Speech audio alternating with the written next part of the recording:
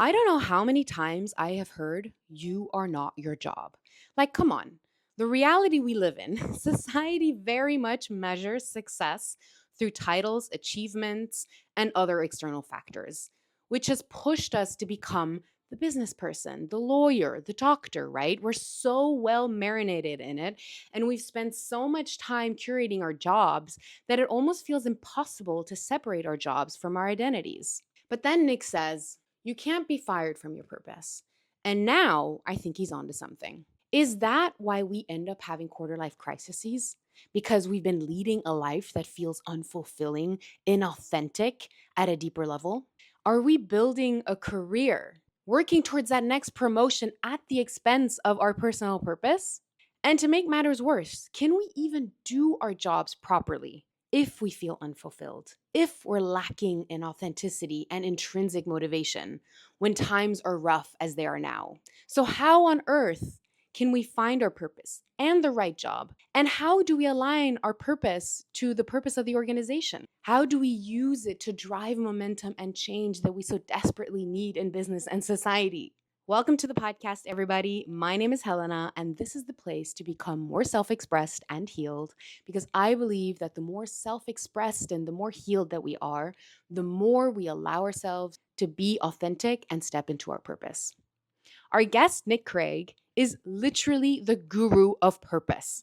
He's the president and founder of the Core Leadership Institute, a global development firm, and his purpose is to wake you up and have you finally be home. He's empowered over 20,000 leaders by helping them discover their unique gifts and purpose. It was very inspirational to have him on the podcast, and I truly hope that you're as inspired as I am after this. Thanks so much, and until next time. I was reading your book and I was reminded of a conversation that I had with Barbara Humpton, who's the CEO of Siemens USA. I had her on a podcast. We're talking about how crucial it is to align personal purpose with that of the organization to accelerate the transformation that organizations can have in business and in societies. And the one question that was left unanswered is, how do you motivate people intrinsically through personal purpose, and how do you align that with the business? Thank you from the bottom of my heart, because this is actually the work that you're doing. I loved how you say in the book that purpose is a key, a statement in itself meaningless, and meaningful only is the room that the key opens up to. And I don't even want to give it all away because I would love for people to read your book. But what I'm fascinated by is the question that you pose. If you were replaced tomorrow and replaced with someone just as talented, what is the thing that people would miss most about you? I've done quite a bit of work on this myself. Is we have to dive into all of those parts, the memories, the suffering, the magical moments, and we have to get really honest about where we maybe have been dishonest with ourselves, or what we haven't really seen, and what we've shamed or rejected within ourselves, to truly understand how those make us so unique. I would like to start by asking you, what is it that I would need to know about you to better understand how you found all of those elements that made you unique? How did you find that acceptance within yourself? Well, what I want to say to you, and I want to say to anybody listening, is it's a lifelong journey of acceptance. We live growing up in which the question people don't ask us as we're growing up is, what is your purpose? What people always ask us when we're a kid is, what do you want to be when you grow up? Now, with that becomes a sense of what is our identity that's going to be based on what we do. Are we going to be a doctor, a policeman, a lawyer, a physician? It's like all these different sort of narratives, or the mailman, or whatever the case may be. We're going to become a famous actress, whatever. And I think the challenge with all of those is they're deeply limiting. None of them leave room for us. And there's a story that the world has as to what that's supposed to look like. And the challenge is all those stories somebody else has lived, and it's their version, it's not ours. And we spend all of our life chasing after that which we're not. And then we wonder why at some point in our life after we've retired, we become what's called a FIP, which is a formally important person. And that's your reward for having been wildly successful. And I go, well, that's a sucky, sucky version of life. But Mhm. that's most of what most people have. That's what most people have. Most people sitting in, at some point, they get to spend all their time talking about who they used to be that was really great. And you go, well, that's really just awful. Yeah. So I think in some sense, the opportunity that purpose provides for each of us is a path of owning what is our journey that's ours, that's not dependent upon what the culture or what the newspaper or what the latest YouTube video says that we should be, that allows us to sing our song. Mhm. And Taylor Swift has become a very popular person in the world in the moment we happen to be in. And part of that is because she is extremely unique and is able to express her journey in a very vulnerable way, a very public way, that is her version. And we can look through history at the different people who've done that. And in some sense, each of them stepped outside of the norm of everybody else.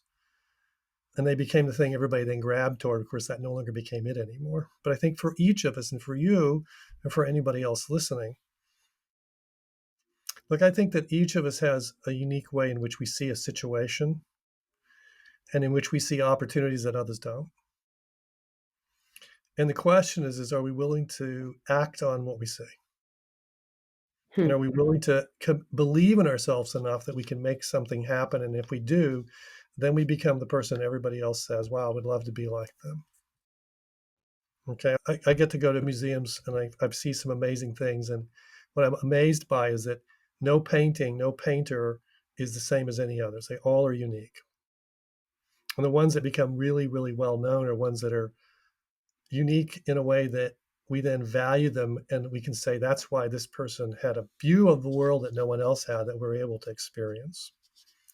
And I think you have that in the way you do your podcast here, and it's the way that no one else does it. And the more we own what that is, the more we can step into it. So I think for all of us, purpose is about that unique gift that each of us bring, that if we're not there, it doesn't get experienced or seen. But if we Mhm. don't know it, we can't own it. We keep chasing after somebody else's version, and we make ourselves all a good second. And then we Mhm. wonder why we feel unvalued, unseen, and unknown. A lot of this work, as much as it's about helping leaders lead organizations, it's if you're not leading yourself, it's hard to lead everybody else. So when you talked about this woman that you interviewed from Siemens, and she says, your purpose and the connection to your organization, having an organizational purpose is great, and many organizations have wonderful ones. But unless you know who you are and what your unique relationship is to that, and you can explain it to people and say, here's my unique reason for why I'm here and why I'm connected to why we're here. And people go, oh my God. And then you tell a story about where it comes from when you were a kid. That transforms people's relationship to the whole thing. Mhm. Otherwise, you're talking about, they'd run the video, they have a couple of people tell stories, everybody goes, great, great, great. And then they go back to their day job. So purpose is about identity. When it's done right, purpose is about your identity, about the real answer to the question of who are you, which is beyond where you grew up, what you look like, who you work for, what your profession is, and who you know, which are all great things. Okay. And it's like, here's what is who I am, independent of any of those things. And if you take all those things away, this is the one thing that you can't take away from me. Okay. But if you Mhm. don't know it, you can't own it. And I think in some sense, the invitation that purpose provides us is to own that is only ours, no one else's. Mhm. Right. And I Mhm. think that's the invitation. That's what, Mhm. and in some ways, if you look at it at an organizational level for a company, it's what is it that is theirs that is no one else's, that if they don't own it, no one else will. Lego Group is a company I work with regularly, and they own an experience that kids have to create the builders of tomorrow as their purpose. And it really is that. And then they're unique in their ability to allow people during COVID. You had Fortnite, you had YouTube, and you had Legos. And the question is, what is it parents wanted their kids to do? It wasn't the other two. And Lego allowed the parents to participate because it allowed you and anyone who. So it's just a different relationship that you have to what is it play the play is. So they've gone to the point where in the last 10 years, 10 years ago they were the same size as the other two, Mattel and Hasbro, and now they're twice as big as both. So not only is it good, but it actually really works. I think the point for each of us is it's not about the external validation of what good is. It's about how do we own that version of ourselves that is only ours. You say it is really about a question of identity. I feel like this is my life's work is to understand my identity. Growing up and living in Switzerland for such a long time, it's careers are seen like linear processes. It's like this leads you to this, and that's what we're looking for. And you just completely shut out your intuition, or you're not even paying attention to what is it that ignites me and why do I keep responding in this way. I'm reading Adam Grant's book Hidden Potential as well, and he talks about we should focus way more on aspiration instead of ambition. Aspiration meaning like who do we want to be instead of what are the peaks that we want to climb. And we're so focused on what's glorified. And so I've personally find it challenging and kind of like something that I struggle within myself is how do I find that right balance? How do I not disconnect from who I am, but also how do I operate in a world that unfortunately looks through a lens of this is what a good career path looks like? How to have you learn to navigate that kind of world? You should see what it's like to work with those Swiss bankers and have them discover their purpose. It is so amazing. It is so. I remember I was working there and doing a bunch of work with one of the big entities there, and the head of HR said, "Well, wait until you meet a real Swiss banker. That thing's not going to work." Oh my God, they so loved it. They came up to me at the end and they were like, "Don't tell anyone, but this is the best thing I've ever done in my life. Yeah, And do of you have a course. program for my wife?" And I was like, "That's about the best thing you could ever have or said." And so I think that the interesting thing is that we don't choose where we grow up. We don't choose the culture that we're brought into, and the story that is told that we has become the water that we drink as to what is it to be in this world. But each of us are born with a unique purpose. And with that, there's an opportunity for us to express what is that unique expression that we are within whatever cultural context we happen to be. And if I look at the world today, there's a lot of really compellingly crazy, challenging places that some of us end up living. So it is a test for all of us. But yeah, welcome to Life. an adventure. I think Yes. each of us have an adventure to go on. Here's the way I think about this is that I think that, people say, well, what do you think my purpose is? I says, that's not what I want to help you with. I says, I want you to step into your purpose, sitting in your Mhm, stories. I think for everybody listening, look, there's stories of when we've been absolutely at our best. And sometimes in some of the most harrowing situations, we really show up. Those mhm, stories of when we've really seen and done something that made a huge difference both for us and for other people, and you pull those stories together, there's something there for each of us to own. And when we tell those stories, we step into it. Now, think of it as a movie, and a purpose statement is like a title to a movie. But the challenge is that the title is not the movie. It's just how you access it off the shelf, right? mhm, And I think that in some ways, for each of us, it's stepping into what is that gift that each of us brings. Who are we? Who are we? Okay. What does that look like for us? mhm. What does that look like for you? That's what we want to play with. Yeah. When was it that you started to see all of these different pieces and starting putting them together? What did that look like for you? The story I'll tell you is going to be a tough story. As I say, the story for anybody listening is the good news is I've gotten it to a point where you don't have to go through all that to figure this out. Mm, So the truth is that I've done what most of us have done, which is I spent a good first 30 to 40 years of my life following the plan. I really thought that at the core of the word authorities is the word author. And in some sense, what we do is we give our authorship to the authorities, assuming they're going to take care of us. What's mhm, interesting at the core of the word authentic is the word author as well. It's about authoring our mhm, journey. So that's what I teach in some ways. mhm, I grew up in the time, I still remember seeing Neil Armstrong land on the moon. Now, I grew up in a time where we actually believed that somebody knew what they were up to. We just needed to get the right people. And if we look at the 1990s, where you had Gorbachev and Reagan and Jack Welch and all these other people we thought actually had figured this stuff out, we sort of said, okay, if we got the right people running the show, everything works out. Now we now know that that probably isn't, that hasn't worked out so well. I think in some sense, we're all faced with the dilemma that believing the authorities are going to take care of us is not a very compelling scenario. Doesn't make anybody feel safe these days. What's interesting for me, actually, the good news is that I now work with and coach the authorities. I coach the people who are the CEOs, all the people in those positions of power. And I can tell you, they're all very clear that they don't have the answer. Mm, But everybody wants them to have it, desperately mhm, wants them to have it. Truth is they don't. mhm, Now, up until my 40s, for the most part, I followed everybody else's idea, and I was very successful.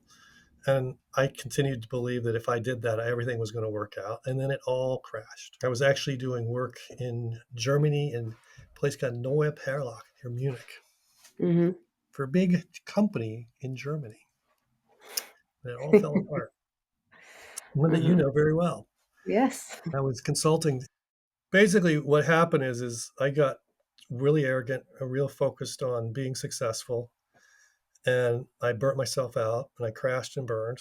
And the people that I worked for didn't want me to work for them. My wife didn't want me to be in relationship with her. So I lost my job, lost my wife, Oh my lost god. everything, my health, everything.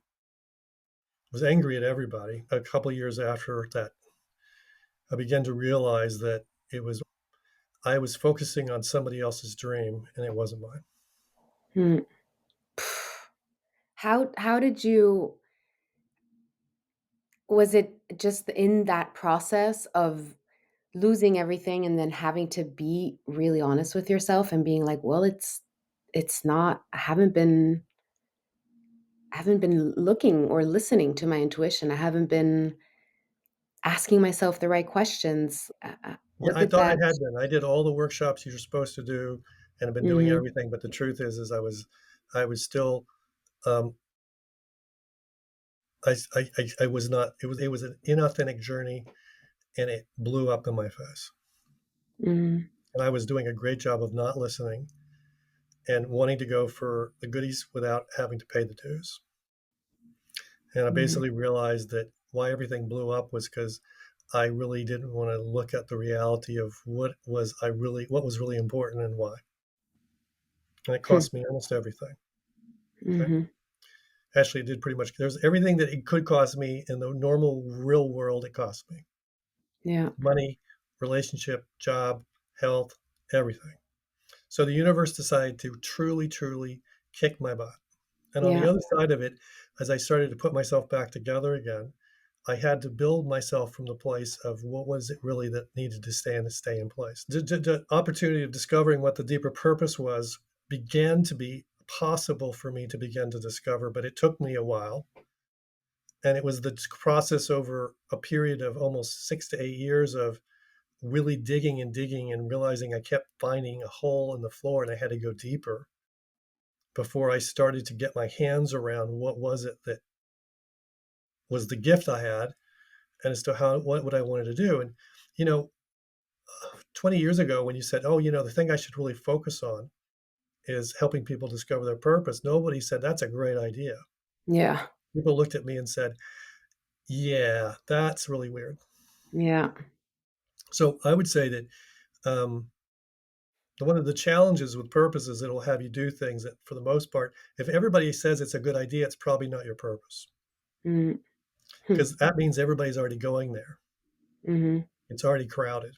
mhm, Purpose has you go to places nobody else is, mhm, okay, for which most people look at you and go, what are you doing? And then if you really do it, then they start throwing knives at you because you then threaten yeah, their model for what the world looks like, exactly. which makes life a little more complicated for everybody. So it is not always the easiest place to be. It's fulfilling, okay, but it definitely tests you. And so I've moved in a world in which early on, for the most part, I had to say, well, I do. I sort of said I do lead. I sort of would just make up what I did, and then nobody would ask a question. These days, if I say, what I do is help people step into their purpose and lead authentically, everybody says, oh, that's great, and they want to talk to me. Mhm. Okay, the world's changed a lot since I started doing this work. Mhm. Now, I've gotten to help create the authentic leadership movement with Bill George. I've gotten Mhm. to help create the purpose movement with everyone from Simon Sinek to Bob Quinn to a whole bunch of other people who I've gotten to collaborate with over the years and do amazing things, right?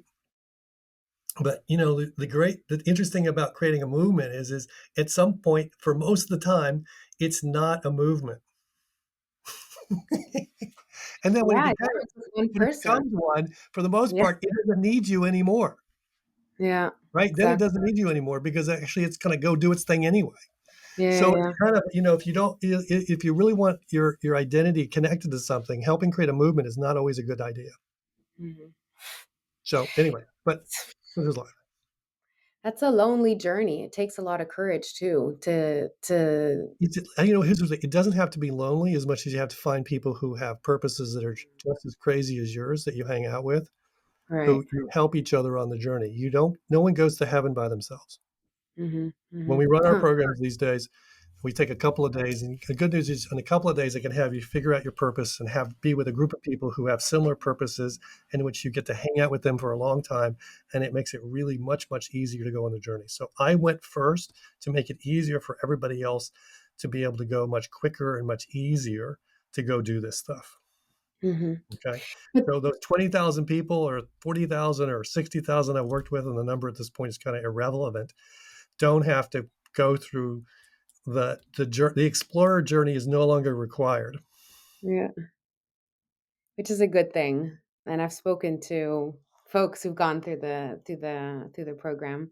I'm actually trying to get my dad to consider it. He's going to be retiring next year, and he's worked so much. And I'm just like, oh, this is maybe Let's be a have good your dad thing for come you. in.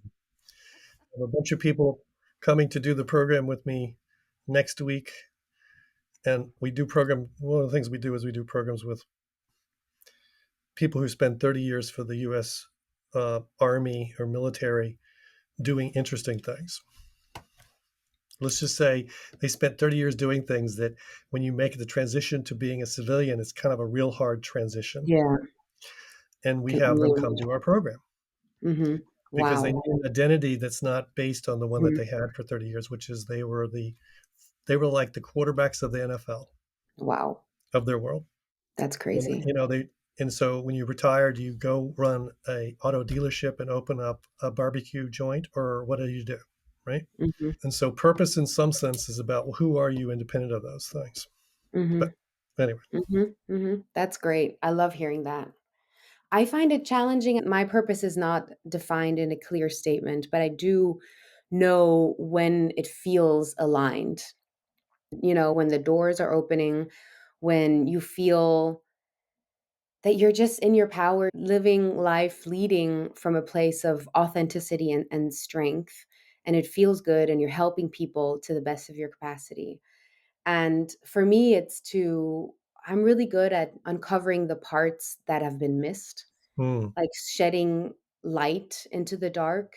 And it often comes through also talking about my own experiences of, you know, shedding light onto the dark parts within ourselves. Because if something is missed, whether it's in business, for example, I came in and shed light on the voice of the customer and why that mhm, voice was not represented. And so I brought that in and I was an advocate for them. And then I moved on to lead change and was an advocate for employees' voice. I love being there and pointing out what's been missed and why it's been missed and kind of advocating for that underdog. And that oftentimes requires transformation. And that then means, okay, how do we overcome the fear and transform? How do we see this as an opportunity, as a space of possibility and not of I don't know, scarcity or fear or something that where things could go wrong. Again, it's not super clearly formulated, but that's what I love to be in, is that kind of space. But then it's like, okay, there's so many options, so many different places I could go into, and it becomes really hard to be. Yeah, I struggle to understand what direction I should go into because I'm thinking like, oh, I could do that from a place of sales. I could do that in a startup. I could do that like depending, that kind of challenge. everybody thinks purpose defines what career you should do, and it doesn't do that at all. Okay. Here's the deal. I live my purpose when I take out the trash. So when I take out the trash, my purpose is to wake yourself up and have yourself be home. And for many years, I'd take the trash out, and I have a long driveway, and it would just be a pain in the ass. And then I realized one day I was wasting that time, and how could I use it connected to my purpose? And I realized as I took the trash out and walked back up, if I spent time thinking about in the last 24 hours how well I lived my purpose, where I did and where I didn't, and what I could do differently, I would really get something out of taking out the trash. And I did that. And oh my God, it transformed my relationship to taking out the trash. The taking out the trash is a metaphor for all of us. Mhm. So what I'm saying to everybody is that the beautiful thing about purpose is it works in any context. It works with your dad, it works with everybody. Now you use it differently. Mhm. Now, in a particular role that you have, in a particular job you have, there's a range of things we do, and there's always going to be a bunch of things that are the taking out the trash tactics. How we bring our purpose to the boring things is as important as how we bring our purpose to the things that we get energized by. It takes more work. The energized things take no work. In some sense, purpose really shows up when you apply it, when it's hard, when you have to really work at making it happen. And this gets for many of you guys as you're listening to Elena and you say, "Oh, I get a sense that mine is similar. I like to go in those dark places and bring light." Mhm. Every purpose has an interesting contract, which is it tends to have us go to the places where things are broken and fix them, which means that we spend a lot of time around broken things. Mhm. You got to make sure you take care of yourself and you have enough oxygen when you do that. Much of the work I do around purpose with leaders is much around figuring out how to make sure they have enough oxygen for the dive they're going to do, as opposed to they do the dive and they realize there's no oxygen and then they have a problem. How do you apply your purpose to yourself? How do you bring the light to the darkness inside of you so you can go even more into the darkness in other places and deal with the stuff that comes out of it? Because I'm telling you, there's some crazy stuff out there. But once again, the people who are best able to deal with the horrendous challenges that we're facing in the world, and I think of what's happening in the Mideast right now as a wonderful example, and our friend Blinken, who's going there and dealing with it, is the more he takes care of his own ability. How does he take care of himself so that he can take care of these non-linear dilemmas that have no good easy answer? Wow. And that's the real Yeah. discipline and mastery of purpose. And the people where we refer to them as the Mandela of the world, or the Oprah Winfrey, or the Mother Teresa, or whatever the case may be, what they've all been really good at is facing the darkness and being okay at sitting in it and Mhm. finding oxygen so Mhm. that they can do the good stuff. And sometimes they pull it off and sometimes they don't. But welcome to the real show. Mhm. But this is the work. This is the work. Purpose is, happiness is a whole different concept than purpose. Yeah. For everybody thinks there's this model of purpose where you get to do the work you love. Everybody, they pay you a lot of money. Mhm. You get to do amazing things, and everybody loves it, and you love it. And I go, yeah, I don't know if that's purpose. I think that's what there's a moments where that happens, but a lot of what purpose it goes is okay. This has gotten a little boring. Now we want to go to the real thing you need to go do. And it says, Mhm. okay, now let's go here. And you go, ooh, that looks really crazy. Because people who really live their purpose get really bored really quickly. Yeah. And then they move to the next thing and they go, well, that's interesting. And other people whose purpose it is to make sure that it all stays, everything's okay. There's people who have purposes that are about, you know what, it's Wow. all okay. They Mm. run resorts on vacation places and they make sure that the rest of us who are crazy people, who have crazy purposes, who like to go into dark places, go to recharge ourselves and they run the resort. Their purpose is to help you be nurtured and healed all the time. Okay, or some version of that. Thank goodness everybody's got a different purpose. So I'm just saying that to everybody listening. We all have to, and there's people in your life who who they don't need to know their purpose. They're just doing fine. They love watching the football. They love having a drink. They tell stupid jokes, and they're completely okay, and it's all Yeah. okay. And you know what? Fine. That's fine. Their purpose is to eat the best Dorito they've ever eaten. Okay, Exactly. it's okay. And there's other people whose purpose is to walk through fire, to save the little kid's life, and I might make it out. You want that person in the fire department because they will save that kid's life. It's crazy because a part of me is just like, "Oh, I actually every time I face my fears, it's like kind of when I feel like I up level." As you say, I get to know my fears. I'm invited to go through hell literally, and I take something from it, and then I can apply it to another situation, or I can, help others see it, and it gives me so much more capacity and empathy for dealing with situations, people, different contexts. Almost like a philosophy where I'm just like, well, I guess my job is to constantly ask myself, well, what am I afraid of? And go experience it. I Yes, don't know, and learn from it, which is absolutely. crazy. No, It's no, it's not the cultural norm of watching the Super Bowl. But if you're in the Super Bowl itself, there's a bunch of players who are going through exactly what you're feeling as they're on the losing team in the moment, and it's all awful, and it's the world's watching. And the question we all have is are they going to show up? And if they do show up, then the game gets really, really, really, really, really exciting, and everybody loves it. Mhm. Welcome to the show. Yeah. Look, when we are at peace with the darkness, it becomes the light. Mhm. The darkness isn't Right. has no meaning unless we give it the meaning. And at the same time, look, Mm. there are things that happen to people. I've heard more challenging life stories that people when we do programs, we have people tell their most challenging life story where the world truly kicked the shit out of them and that they didn't get up for a long time. So I've heard some of the worst, craziest, awful stories of trauma more than anybody probably. I don't know if there's anybody else in the world. There are some people in the world who have done trauma therapy and stuff who've heard worse stories than me. But I'm just saying I'm really in the 0.000 percentile of people who've heard crazy stories. Mhm. Those people would not be who they are without having gone through that. Mhm. The healing required to get the learning out of it is awfully challenging at times. But at the same time, it deeply, deeply transforms the relationship they have to the world and it has the possibility of being post traumatic growth as opposed to post traumatic stress. There was a Mhm. research Mhm. done on, there was a boat in Belgium that in the 80s capsized and half the passengers, half of the 500 died and the other half watched it.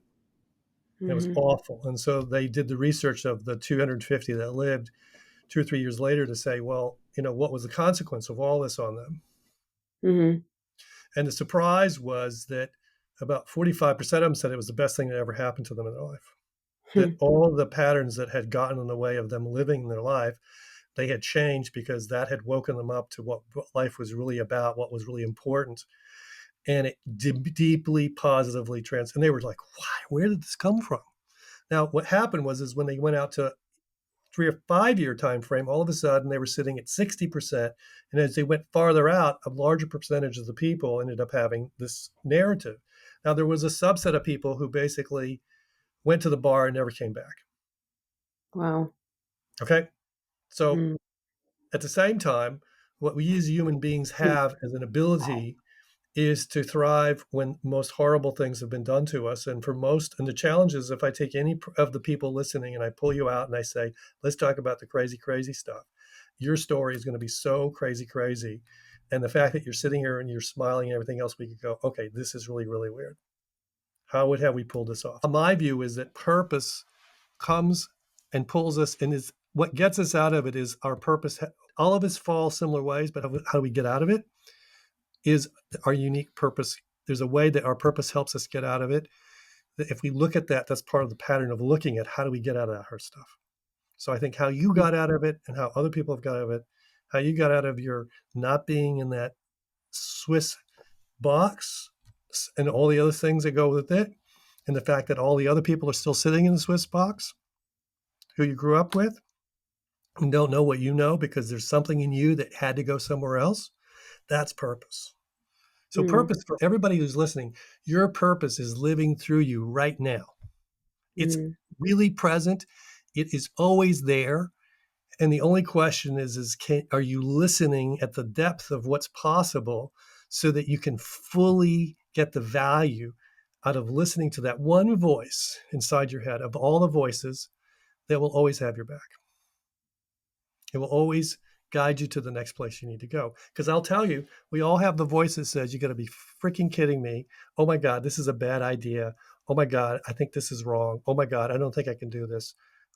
Everybody's got it. Those voices, everybody gets those installed. Hmm. This is the one voice that if we listen to it, we go to that place that nobody else can take us. So in some sense, what I end up doing with people is having them really listen to that voice and go, that's the voice you got to listen to. Listen to that voice, listen to that voice. That's the voice to listen to. When we're making the hard decisions, make sure that you listen to this part. You can listen What to if the other. I'm stuck between something that scares me and something that excites me, and they both sound amazing? What if you're stuck between two options and you're just like, I don't know? Because Okay. that's where I feel like I'm at right now. And I could justify because I'm so good at justifying within myself, which seems like the best. Okay. So I'm going to tell you, and this is true for everybody else as well. Good news, it makes no difference. That's Which decision you make, you will follow it. And at some point, you'll realize whether it was the right choice or not. And you'll learn at a deeper level of how to choose. okay.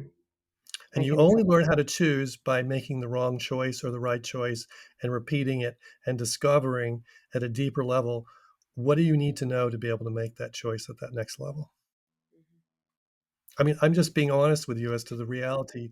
I love it. Now, I have used people's purpose to say, here's the two options. Which one from your base of your purpose is going to really sing to you? And I tell you, they always have one of them that really sings and it doesn't make any sense. Hmm. So I had a woman who had a job offer to become head of HR for Starbucks in Europe. Mhm. That sounds like a great job. Or Mhm. head of HR for what's called the World Food Program for the UN, where they are in charge of feeding all the refugees in the refugee camps around the world. That was two extremes, two crazy extremes. And she said, "How am I going to make this decision?" I said, "Well, what's your purpose?" Her purpose was to help the little girl in you speak up to power and win. Mhm. Mhm. And I was like, "So, if I was your purpose, which of those would I think would be the best expression of my purpose?" Now, his was so easy. She took the World Food Program and she transformed it, and it went from 95% men and 5% women to 30-70 during the time she was there. She transformed it, and they served mostly women. 90% of the people in the refugee camps are women. And she was like, "Why is it we have all men working here? This makes no sense." Yeah. Now, that was a tough, tough battle for her, and they fought her like nobody's business. It was tough on her. Okay. She then went from there to being the head of HR for the NHS, the National Health Service in the UK. I was like, didn't you have enough of the last crazy job? It's like, I what is the mean, deal with you? Well, once again, I think the point here is that, here there is no bad look. There's no bad choice. What there is the power to reflect and the power of making a choice and discovering and being curious. For most of us, the truth of the matter is that we need them. We need to learn from our journey, and we iteratively discover the deeper truth, and you never get to bottom. I I've love made that. so many mistakes. I made so many mistakes over the years, and so many things that I wish I'd done differently. And my level of wisdom now is so good that I wish I could go back and repeat. Yeah, I think that's kind of my path too, is make as many mistakes as possible. Okay, so here's the thing: the secret isn't to making mistakes. The secret is to quickly adjusting as a result, getting the feedback. So the research on mastery of what makes someone world class at whether it is a Taylor Swift or it happens to be Tom Brady, whatever. You do what you do, you practice, you get the feedback, and you adjust, and you do it fast, quickly. You quickly do it over time, and you keep doing it for a long, long time. And the trick is that you're making mistakes all the time. The difference is you adjust quicker than other people, Mhm. and the quicker. So it isn't about making mistakes for all of us. Bad decisions we all make. It's how quickly you realize and then how you adjust instead of just staying with it That's the difference that makes the ones who become the masterful ones versus the ones that are not. Yeah, that makes sense. And then you keep going. Yeah, detach from ego. I Really, don't know if we ever detach from that thing. I think And it's a it's just like, constant play. I don't know. I wish this was sweet. Um, I'm really clear that having a very well-developed ego is extremely helpful in many contexts. I also know that people who are humble, I have people trust them in a different way. I know people who are self-absorbed and have to talk all the time tend to make everybody else bored. So there's a lot of realities about all those. I once was reading I think it was Osho in one of his books, and he talks about how he gives a story of the two the two Is this beggars. crossing the river? Crossing the river?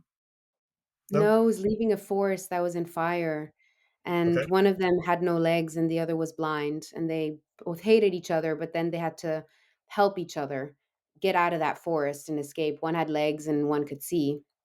And he kind of used it to describe and give an analogy between how the mind and the heart should operate together. That the heart should see and the ego carries us, is the engine that can carry us, but it shouldn't be what sees. The heart should see and give direction. And I really like that interplay. I thought that was really inspirational.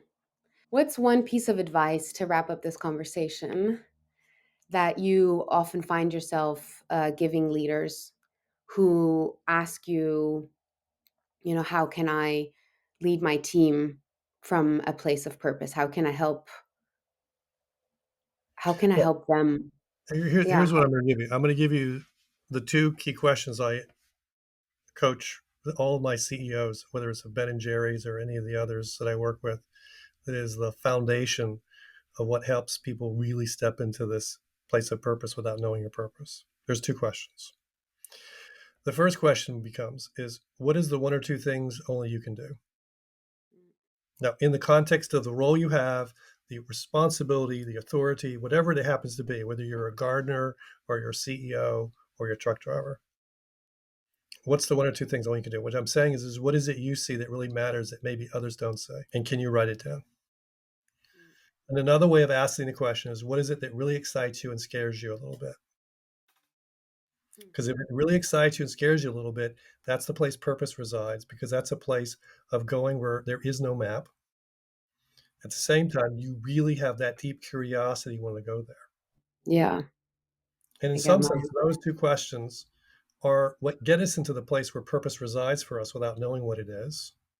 So, what is the one or two things only you can do? And it has to do with you as a parent, you as having parents, and it's like any context. It's like it could be, taking care of your kid brother in a way that nobody else can. I mean, it doesn't have to be complicated, right?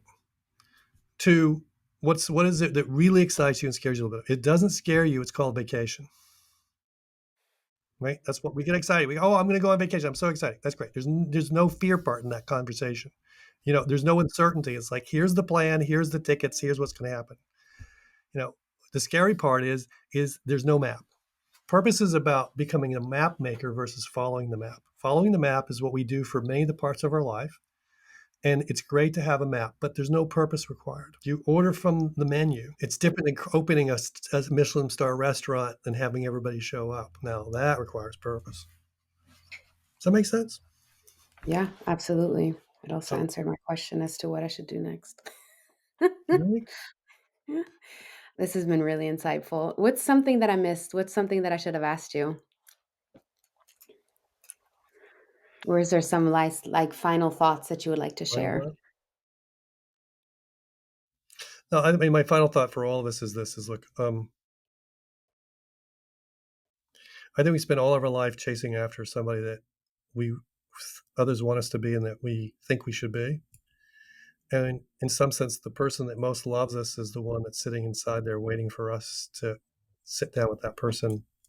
There's a poem by Derek Wilcock calls From Love After Love, which goes, there comes a time when you will greet yourself arriving in your own door, in your own mirror, and you will smile and say to the other, sit here, eat.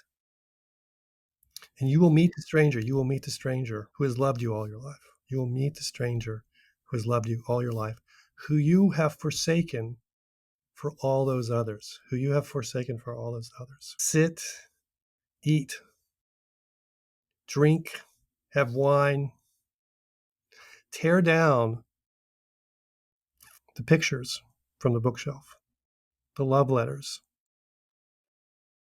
Sit here, feast on your life. That's all there is to do. It's the only thing that really will give us any of the peace that we really want. It's the place that purpose resides for all of us. And sometimes you might become famous, make money, maybe all do other things with it, and other times you won't. But the truth is that it won't matter, because the truth is that the thing that's most important is to befriend that part of yourself that has always been waiting for you to be with you. Mhm. And that's the place that purpose resides. Ah, that's so beautiful. It's so simple, but it's not easy. Never was, never will be. I'm still working on it. I spend every day failing at it. But seriously, I always say to everybody, you're going to say, "Oh man, I want to be like him." I don't think so. For the most part, I spend most of my day going, that was really unpurposeful. Now I now know, it's like I have a score all day long going, "Oh, that was awful." Okay, well now I do then have a choice of cleaning it up. Right. But I'm just telling you, the last 24 hours, there was a couple things I said and did where I was like, "Ooh, that was like really not good." Yeah. And I get to step back in. So I'm always correcting all the time, working on it, but I'm never gonna get there. Because if I get there, I don't think there's anything gonna be left. And purpose isn't about arriving. Purpose is about continuing to deepen and enrichen the discovery of what would it look like if you even went deeper, which means you're always gonna see the parts of yourself that are not your purpose. The more purposeful you are, the more you see the parts that are not your purpose, and the more you go, "Ouch. Okay, what am I gonna do about that?" The more grounded you are in looking at it and going, "Oh, that's interesting. Oh my god. Now we got some real work to do." It never ends. I can see everybody's listening to this go, "Oh, that sounds like a great idea. I should go do that for them." And I'm like, "Wow, is that really all there is?" No, yeah. Anyway, No, I don't think so. I think, some of them will be like, "Let me go get that book. I need to learn more I about would what that love even for them to means." do that. I would love for them to do that. I do promise you that, although if you see this image, you'll notice that I don't have any hair, that doing purpose for a long time doesn't mean that you have to become bald.